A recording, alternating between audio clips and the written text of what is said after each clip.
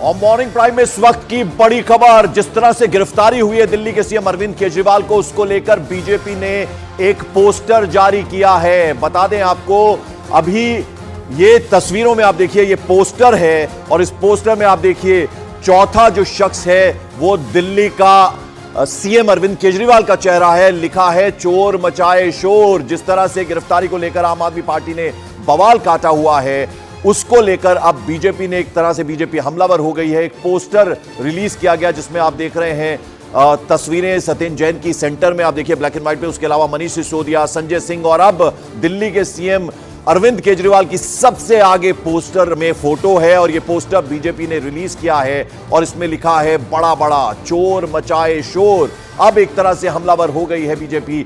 दूसरी तरफ हम जैसा कि आपको बता रहे हैं कि जबरदस्त बवाल काटा आम आदमी पार्टी के तमाम जो मंत्री हैं वो एक एक करके, जब कल ईडी की टीम पहुंची थी सरकारी आवास पर अरविंद केजरीवाल के, तो उन्होंने वहां पर पहुंचना शुरू कर दिया था। हालांकि पुलिस ने मिलने की इजाजत नहीं दी, जबरदस्त तरीके से वहां बैरिकेडिंग की गई थी उनके सरकारी आवास पर। लेकिन अब जो है बीजेपी पूरी तरह से हमलावर हो गई है। एक पोस्टर बाकायदा रिलीज कर दिया गया जिसमें बड़ा बड़ा लिखा गया है चोर मचाए शोर। और आज की बड़ी खबर आपको बता दें, दिल्ली के सीएम अरविंद केजरीवाल की गिरफ्तारी से जुड़ी हुई खबर है, जिसको लेकर अब सियासी हंगामा जोर पकड़ रहा है। प्रवर्तन निदेशालय ने दिल्ली के सीएम अरविंद केजरीवाल को कल रात गिरफ्तार किया।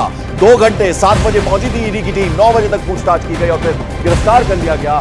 पूरी रात ईडी के दफ्तर में काटी है दिल्ली के सीएम अरविंद केजरीवाल ने। थोड़ी देर बाद केजरीवाल को राउज एवेन्यू कोर्ट में पेश करने की तैयारी चल रही है। हालांकि पूछताछ का जो सिलसिला है रात में नहीं चला, जब घर से ईडी दफ्तर लेकर गई थी लॉकअप पे जहां अरविंद केजरीवाल है। लेकिन आज 8 बजे के करीब का ही वक्त है जब एक बार फिर से पूछताछ होगी और उसके बाद जैसे कि हम आपको बता रहे हैं राउज एवेन्यू कोर्ट में पीएमएलए कोर्ट है, वहां पेश करना है। अब देखना यह होगा कि फिजिकली पेश किया जाता है या फिर वीडियो कॉन्फ्रेंसिंग के जरिए, यह देखने वाली बात होगी। देश भर में आम आदमी के जो पार्टी के कार्यकर्ता है वो प्रदर्शन की बात कर रहे हैं, वार पलटवार का दौर चल रहा है। इस बीच राहुल गांधी ने अरविंद केजरीवाल के परिवार से भी बात की है और उन्हें पूरे सपोर्ट का भरोसा दिलाया है। अलावा इसके कुछ ही देर बाद केजरीवाल की गिरफ्तारी के बाद सुप्रीम कोर्ट में सुनवाई भी होनी है, तो सुप्रीम कोर्ट पर भी नजर रहेगी क्या किसी तरह की कोई राहत मिलती है या फिर नहीं।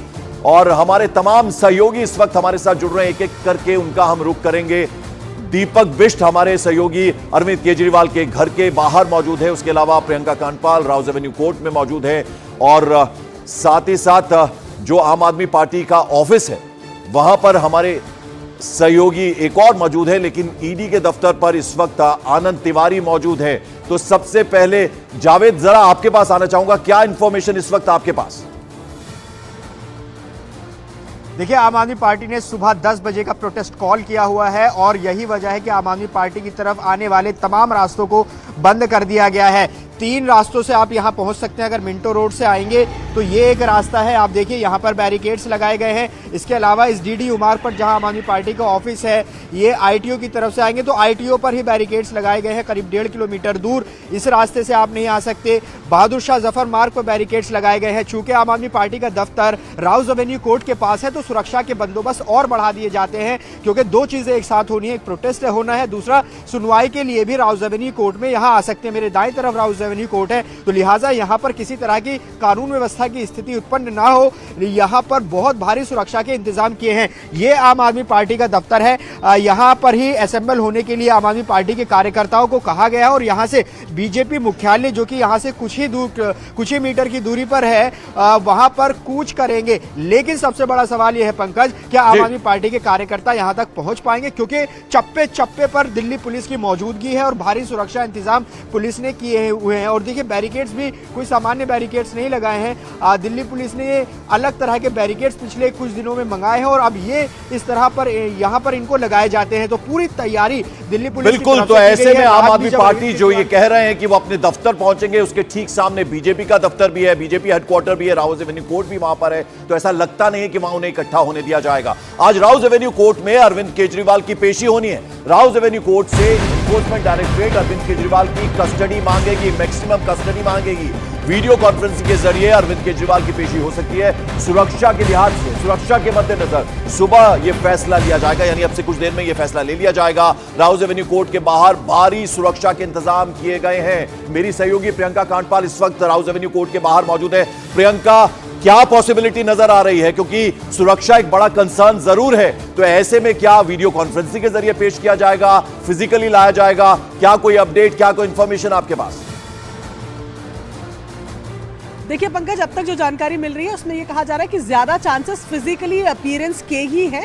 बहुत ज्यादा अगर ऐसी कोई मुश्किल होती है या कानूनी अड़चन होती है तो वीडियो कॉन्फ्रेंसिंग का इस्तेमाल किया जाता है, और यही कारण है कि फिजिकल अपीयरेंस के चलते अगर आप देखेंगे, देखिए लोगों ने अभी थोड़ा सा बैरिकेड खुद खोल दिया है, पर ये पूरा रास्ता जो आपको नजर आ रही है राउज एवेन्यू कोर्ट की तरफ आने वाला रास्ता है, यानी कि ठीक दीनदयाल उपाध्याय के बगल वाली सड़क, बीच में राउज एवेन्यू कोर्ट है, उस तरफ दीनदयाल उपाध्याय मार्ग, और ये इस वक्त कोर्ट के बाहर की सड़क हम आपको दिखा रहे हैं। बैरिकेड्स यहाँ पर पूरे इंतजाम कर दिए गए हैं। देखिए ये स्पेशल कोर्ट है, एमपी एमएलए की कोर्ट है, फॉर्मर एमपी एमएलए के भी केसेस इसी कोर्ट में चलते हैं। जहां मेरी मौजूदगी है यही वो गेट है जहां से अरविंद केजरीवाल को लेकर जाया जाएगा। अभी एक हफ्ते का भी समय नहीं हुआ है कि कविता जिनकी गिरफ्तारी ईडी ने की थी उनको भी यहीं पर लेकर आया था।